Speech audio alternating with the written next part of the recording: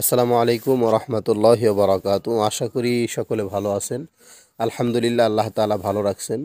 এবং ফজরের নামাজ শেষ করেই আমি দু একটা কথা বলার জন্য আসলাম।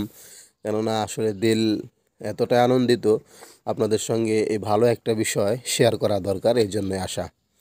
গত রাতে শায়েস্তা ইউনিয়নের ওলামায়ে কেরামগণের মাধ্যমে চমৎকার একটি কাজ হয়েছে, যেটা আসলে আমাদের প্রত্যেকটা ইউনিয়নের, প্রত্যেকটা গ্রামের ওলামায়ে কেরামেরই করা উচিত।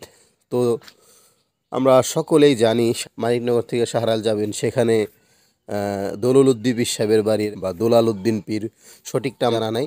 তো দৌলুল উদ্দিন পীর সাহেবের বাড়িতে বাৎসরিক যে অনুষ্ঠান, সে বাৎসরিক অনুষ্ঠানে কয়েক বছর আগে আমাদের এক উস্তাদ সেখানে বক্তা ছিলেন, আলোচক ছিলেন। আমি কই সে বাড়িতে গান হয়, সেখানে আলোচক, ওয়াজ মাহফিল, যাই হোক, সেখানে সিস্টেমটা এরকম ছিল যে মাগরিবের পর থেকে কিছু একটা হইতো, এরপর এশার পর থেকে বয়ান হইতো। দুইজন ভালো ভালো আলোচক আসতেন, একেবারে না আমাদের কওমিপন্থী, একেবারে আমাদের ঘরানার আলেমরাই আসতেন, আলোচনা করতেন। দুইজন আলোচনা শেষ হয়ে গেলে আখেরি মোনাজাত হলে তারপর থেকে মাজারের যে কার্যক্রম, গান বাজনা করা, মোমবাতি জ্বালানো, সেজদা দেওয়া, এগুলো ধারাবাহিকভাবে চলতে থাকতো রাতব্যাপী।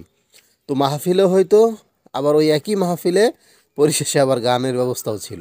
তো আলহামদুলিল্লাহ, শায়েস্তা ইউনিয়নের উলামায়ে কেরামগণের চমকপ্রদ একটা সিদ্ধান্ত, তারা আসছে মসজিদের মধ্যে বসে, তারা চূড়ান্ত পর্যায়ে আসছে এবং তারা কমিটির লোকের সাথে কথা বলে এই সিদ্ধান্ত নিয়েছে যে এখানে আর ওই গান বাজনার বা সেজদা দেওয়া বা মোমবাতি লাগানোর এই সিস্টেম করা যাবে না, গান বাজনা বন্ধ করতে হবে। তো সেখানে আমরা যখন একেবারে ছোট ছিলাম, আলীনগর মাদ্রাসায় পড়তাম, মক্তবে পড়তাম বা হেফসখানায় নাজেরায় পড়তাম, তখন মুফতি সুলাইমান সাহেব শাহরাইলের, তিনি মাদ্রাসার প্রিন্সিপাল ছিলেন। তো হুজুর সেখানে প্রধান দায়িত্ব পালন করেছেন, মুফতি মুজাফফর হোসেন সাহেব, আরও আশেপাশের অন্যান্য ওলামায়ে কেরামগণ ছিলেন। সকলের সেখানে উপস্থিত হওয়া, পাশাপাশি এলাকার কিছু যুব সমাজ, যাদের অনেককেই আমি চিনি, তারাও ফেসবুকে পোস্ট করছে, সেগুলো দেখেও আসলে ভাল লাগছে। আল্লাহ পাক রব্বুল আলামিন তাদেরকে জাযায়ে খায়ের দান করুক। যত মানুষ সেখানে ছিলেন, আল্লাহ তাআলা সকলকে ভরপুর কামিয়াবি দান করুক। এবং এখান থেকে আমাদের প্রত্যেকটা গ্রামগঞ্জের, প্রত্যেকটা ইউনিয়নের, প্রত্যেকটা ওলামায়ে কেরামের এই ব্যাপারে সচেতন হওয়া উচিত, শিক্ষা নেওয়া উচিত, যাতে করে আমরাও আমাদের গ্রাম থেকে এগুলো দূর করতে পারি। অনেকেই আছে এগুলো দূর করতে ইচ্ছুক, কিন্তু একার পক্ষে সম্ভব হচ্ছে না।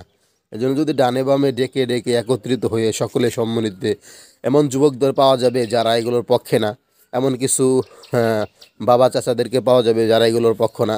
এই সব মানুষগুলো একত্রিত বসে যে কোনো মোকাবেলায় কিন্তু প্রতিরোধ করা সম্ভব, যে কোনো সমস্যাকেই দূর করা সম্ভব।